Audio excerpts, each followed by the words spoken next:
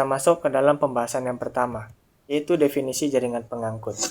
Nah, jaringan pengangkut merupakan jaringan kompleks pada tumbuhan tingkat tinggi yang berperan sebagai sistem transportasi internal untuk menyalurkan berbagai zat yang diperlukan tumbuhan agar dapat tumbuh, berkembang, dan mempertahankan kelangsungan hidupnya.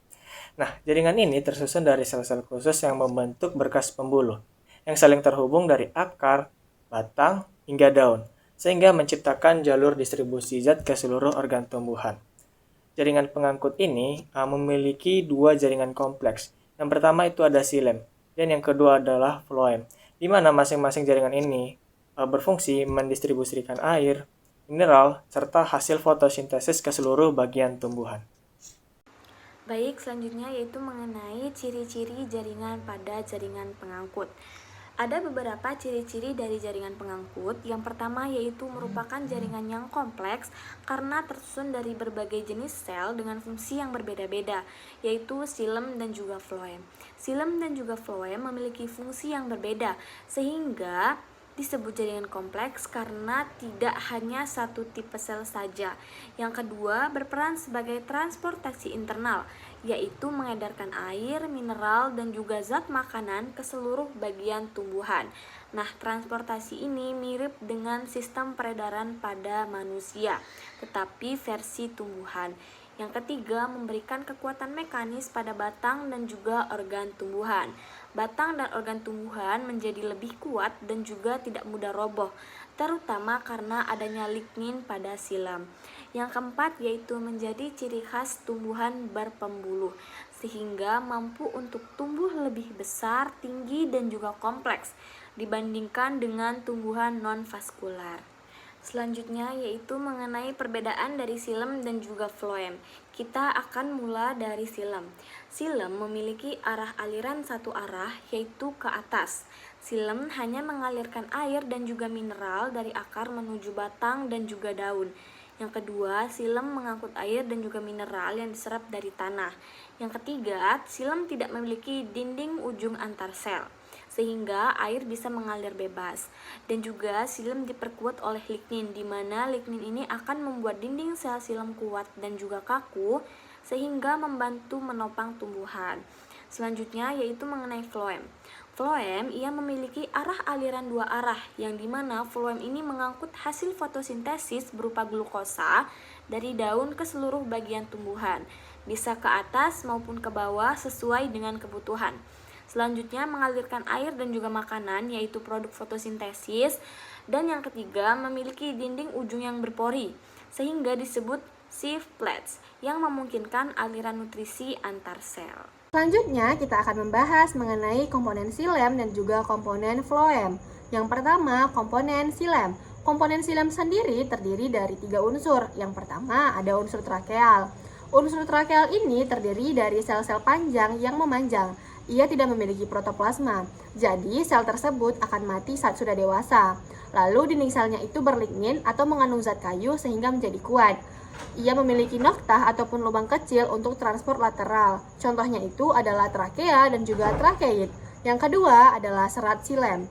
Serat xilem merupakan sel panjang dengan dinding sekunder tebal dan juga berlignin yang berfungsi untuk memberikan kekuatan mekanis pada tumbuhan. Ia ini ada 2 jenis. Yang pertama ada serat trakeid dan juga serat libriform. Yang ketiga adalah parenkim xilem, sel hidup dengan berdinding tipis. Dia ada 2 macam. Yang pertama ada parenkim aksial atau sejajar dengan batang, dan yang kedua parenkim jari-jari empulur. Ia menyimpan pati, minyak, resin, dan juga zat ergestik lainnya. Dia bisa mengalami penebalan sekunder dan juga menjadi lignin. Yang kedua adalah komponen floem atau kulit kayu. Dia ini terdapat beberapa unsur. Yang pertama ada unsur tapis, yaitu selnya panjang dengan unsur berpori atau lempeng tapis. Ia menjadi saluran utama dari transport nutrisi. Yang kedua adalah pembuluh tapis. Ia merupakan elemen utama floem pada tumbuhan Angiospermae. Sel-selnya tersusun memanjang membentuk tabung panjang. Ia tidak memiliki nukleus saat dewasa. Yang ketiga ada sel penggiring, yaitu sel hidup yang berdinding tipis. Ia selalu berbandingan dengan pembuluh tapis yang berfungsi untuk mengatur aktivitas pembuluh tapis, karena pembuluh tapis tidak mempunyai inti sel.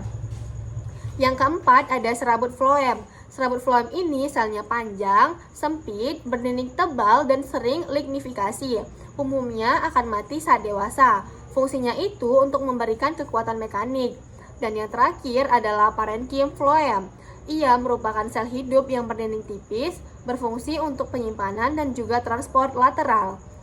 Selanjutnya, kita akan membahas mengenai tipe-tipe dari jaringan pengangkut, silem, dan juga floem. Yang pertama adalah kolateral terbuka. Floemnya ini terdapat di luar dan silemnya terdapat di dalam. Ada kambium di antaranya. Contohnya itu adalah batang dari tumbuhan berkayu. Yang kedua adalah kolateral tertutup. Floem dan silemnya itu berdampingan, tapi tidak terdapat kambium. Dia tidak mengalami pertumbuhan sekunder. Contohnya itu tumbuhan monokotil. Yang ketiga adalah bikolateral. Terdapat dua floem, di luar dan juga di dalamnya. Yang ketiga adalah bikolateral. Terdapat dua floem, di luar dan di dalam silem. Contohnya itu ada cabai dan juga tomat. Yang keempat ada konsentris amfifasal, yaitu silemnya mengelilingi floem. Contohnya beberapa tumbuhan monokotil tertentu. Yang kelima ada konsentris amfifloem. Floemnya mengelilingi silem. Contohnya itu adalah tanaman paku atau Pteridophyta. Dan yang terakhir adalah radial. Silem dan juga floemnya itu tersusun secara berselang-seling. Umumnya ini terdapat pada akar. Silem dan floem merupakan jaringan pengangkut utama pada tumbuhan. Ibaratnya itu, dia merupakan sistem transportasi yang menjaga kehidupan supaya tetap berjalan. Nah, keduanya ini bekerja sama, namun memiliki peran yang berbeda. Dia ini perannya saling melengkapi. Nah, pada daun, silem itu mengalirkan air dan juga mineral dari akar menuju daun. Jadi, air ini menjadi bahan utama fotosintesis sehingga daun itu bisa menghasilkan energi. Sedangkan floem, dia ini mengedarkan hasil fotosintesis berupa glukosa dan juga zat organik lain dari daun ke seluruh bagian tumbuhan. Nah, dengan kata lain, floem ini merupakan jalur distribusi makanan. Kemudian, pada batang, silem ini menjadi jalur utama transportasi air dan juga mineral ke bagian atas tumbuhan. Selain itu, silem juga memberi kekuatan mekanis sehingga batang yang kokoh itu menopang daun dan juga bunga. Nah, sedangkan floem menyalurkan hasil fotosintesis dari daun ke akar, bunga, dan buah melalui batang. Nah, jadi floem ini ibarat jalan raya yang menghubungkan dapur atau daun itu dengan gudang dari ruang lain. Kemudian pada akar, silem ini menyerap dan mengangkut air serta mineral dari tanah ke batang dan juga daun. Akar ini merupakan pintu masuk bagi bahan-bahan mentah. Jadi floem ini mengalirkan hasil fotosintesis dari daun dan juga ke akar sehingga akar itu mendapat energi untuk tumbuh dan memperluas jangkauan penyerapannya. Jadi dengan kata lain, akar ini merupakan pintu masuk bahan mentah, tetapi dia juga menerima makanan matang dari daun melalui floem. Nah, jadi teman-teman bisa bayangkan tumbuhan itu sebagai sebuah kota. Jadi silem ini merupakan pipa air yang membawa sumber kehidupan dari bawah tanah ke gedung, kemudian ke gedung tinggi atau dari daunnya itu. Nah, floem ini adalah jaringan distribusi makanan. Dia ini mengirimkan energi dari dapur atau pusat daun ke setiap sudut kota, yaitu bagian batang, akar, bunga, dan juga buah. Jadi, tanpa silem, tumbuhan itu kehausan, tanpa floem, tumbuhan itu kelaparan. Nah, keduanya ini adalah perpaduan yang menjaga harmoni kehidupan dari tumbuhan tersebut. Baik, selanjutnya kita akan membahas tentang perbedaan xilem dan floem pada tumbuhan monokotil dan dikotil. Yang pertama ada pada tumbuhan monokotil. Nah, xilem dan floem berpasangan membentuk berkas yang tersebar di seluruh batang. Tumbuhan monokotil tidak memiliki kambium vaskular, yang berarti diameternya biasanya tidak bertambah setelah pertumbuhan.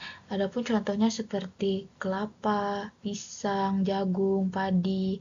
Selanjutnya ada pada tumbuhan dikotil. Sistem pembuluh tersusun dalam sebuah cincin dengan xilem biasanya berada di dalamnya, dikelilingi oleh floem. Seringkali terdapat area sel kambium meristematik yang membelah untuk menghasilkan lebih banyak sel xilem dan floem, sehingga diameter batang atau akar terus bertambah. Adapun contoh tumbuhannya seperti mangga, jambu biji, tomat, kacang tanah.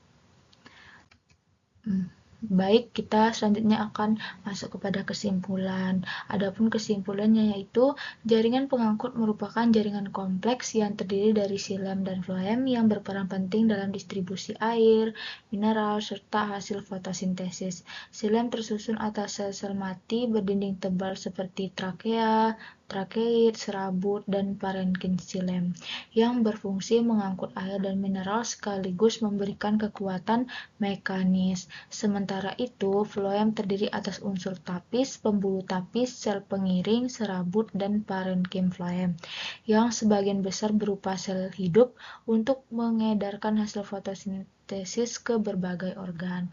Variasi susunan jaringan pengangkut baik kolateral, konsentris, maupun radial mencerminkan adaptasi tumbuhan pada organ dan lingkungannya. Dengan adanya jaringan ini, tumbuhan dapat tumbuh lebih tinggi, kompleks, dan produktif. Baik, sekian dari saya.